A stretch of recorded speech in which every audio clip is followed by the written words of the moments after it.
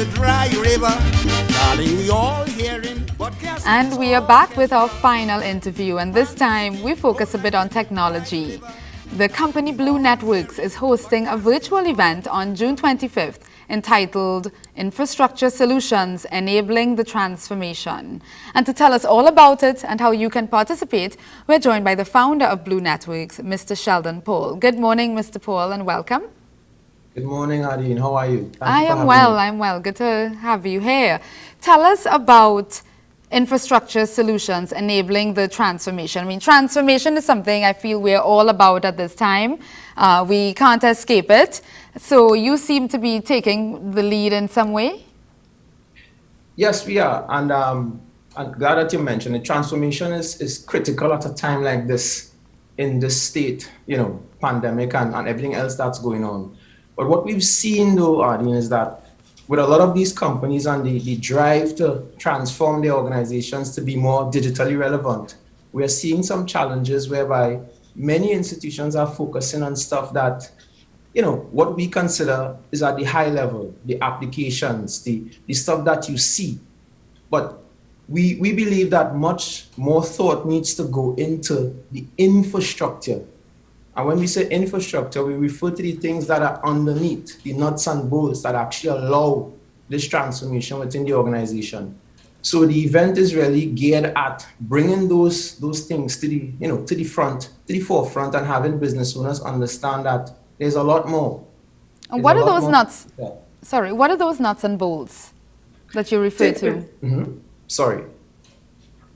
Yeah, sorry. What are those nuts and bolts that you refer to? Take, for instance, Adine, when you look at a machine and you browse the internet, a lot of things happen behind that actual screen. In the telecommunication infrastructure that takes your data from one point to the next, how is that data being secured? What are the parts? What are the actual equipment that is actually moving that data from one point to the next? Those are the things that we're actually talking about. Is it that you think people are not being properly advised, adequately informed about what they're getting into, the decisions that they're making at that high level you talked about? I believe that is a part of it. I also believe that a significant part of it is the rush, and with organizations are really just trying to survive. So this is not pointing fingers, but we also believe that many people, many of the decision makers, many of the business owners, they are not aware of all of the other things that are actually required to make this transformation possible. So they may make decisions just based on what comes to them first. This is the application we will need to take our environment online. These are the products that we will need to be able to do digital, e-commerce. But what's underneath that? What is the telecommunication infrastructure required to support that? And we've actually seen many of those questions are asked, but they're asked too far down in the process. And therein lies the challenge that we're trying to fix within the environment right now. Where does safety factor into this conversation? Safety from a personal perspective, or safety from a technological perspective, in terms of the very infrastructure that you talk about? How do you protect all of these things that you're adopting, the applications? How do you ensure that they're not hacked or misused? Very, very, very important question. And that is actually part of the process. So you're referring to security infrastructure. So that in itself is infrastructure. So take, for instance, if your organization decides to take their information to the cloud to be able to have access wherever they are in the world, that in itself is a business decision. But to do that, we need to consider, how are we actually taking this data to the cloud? Are we taking it encrypted? Are we taking it clear text, not encrypted? What infrastructure is going to be required to take it to the cloud? How are my people going to access it? Are they going to access it from laptops in their homes or within the business? How are we going to ensure secure access from end to end? So data safety, information safety, safety of the organization, and so on, from an electronic perspective, is something that is supposed to be factored into any transformation activity.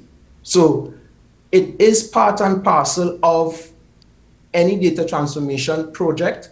but those are things that should be asked up front. And that's the conversation that we're trying to have. Bring those things to the forefront. So those are not things that we have to address later on in the process if something happens. And is it generally a lot more expensive to address those things you're listing as priorities upfront rather than later on? Uh, I'm smiling because many people believe so.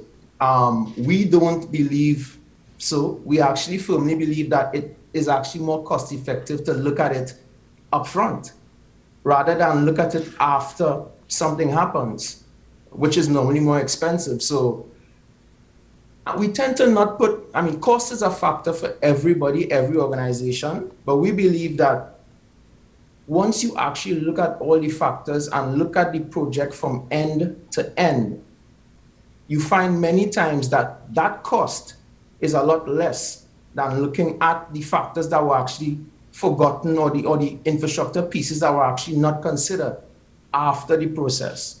So cost is a factor, yes, but we have to weigh the pros and cons of not looking at it now and looking at it down the road.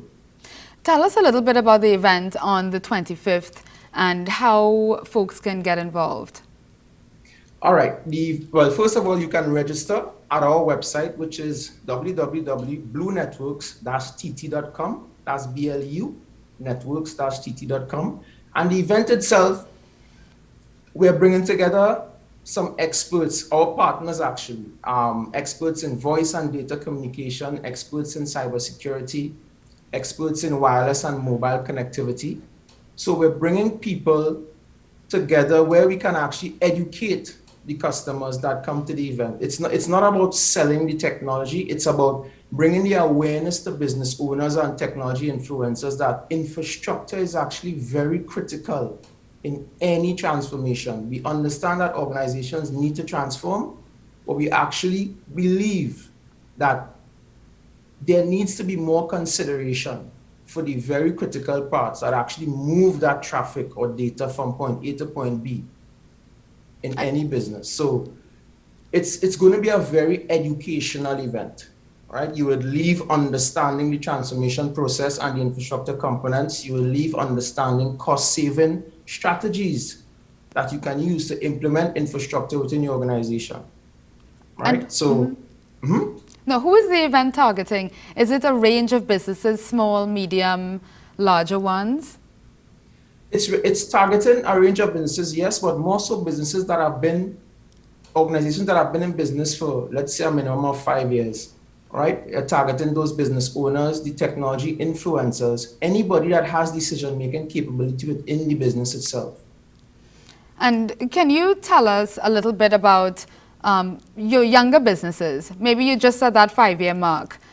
How would your needs, you think, differ from someone who's been around for a lot longer? And are they generally more agile in terms of responding to the needs of the current environment and making better, well, not better, but making decisions more quickly? Very, very good question, Aline. Well, digital transformation itself, it means different things to different organizations. So you find that organizations that are just forming, let's say an organization that's 2 years, they more than likely would have been exposed to more technology than an organization that has been around for, let's say, 7 or 8 years. So take, for instance, let's say your business has been, you've been in business for, let's say, 10 years. You more than likely may have started with many manual processes, and you are now at a different position in your transformation process where you have to digitize and bring things from manual into digital, then start to think about transforming. Many of the organizations that are formed now, they came into an environment where everything is already automated and everything is already for them. It's just a matter of purchasing this app and that platform. So you find that many of the challenges that we see now are with organizations that have been out there for a little while longer, right? I'm not saying that the younger ones would not have the challenges, but the majority of the time, just based on our experience, the ones that have been in it for a while and are at a different point in their transformation process, those are the ones that may have more of the challenges. And are there certain types of business activity that you think would lend themselves more to an event of this kind to benefit from this information? Or is it open, you think, to any kind of business that is seeking to explore this digital transformation? We believe that it's open to any business because at the end of the day, the objective is to stay relevant. And in staying relevant, we need to do business regardless of whether our doors are physically open, whether our employees can actually come to the organization or not. And that applies to any business, as we've seen in the pandemic. So it's open. It's open. It's not targeting any specific type of business. But the businesses that are doing a lot more work digitally and so on, they will definitely benefit as well. And we are getting ready to wrap up, so maybe I'll ask you to just tell us a little bit more about how people can register, what costs may be associated with the event, and how they can find out more information. Okay, the cost of the event is $25 US or 170 TT, and they can register at our website, bluenetworks-tt.com. And any information that they want to get, they can find it online. They can find it on our social media profiles, etc. Everything about the event, our speakers, and so on is going to be there. And we continue to actually bring content from our speakers as the time gets closer to the event and so on our social media profiles. So if you are not able to join the event for one reason or another, you can still benefit from videos or just content generated from the event?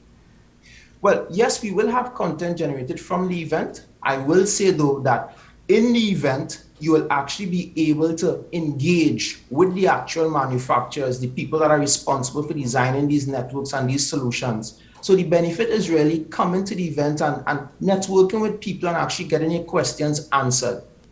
All right. Content after the event is a given. We will push content or recordings from the event and so on.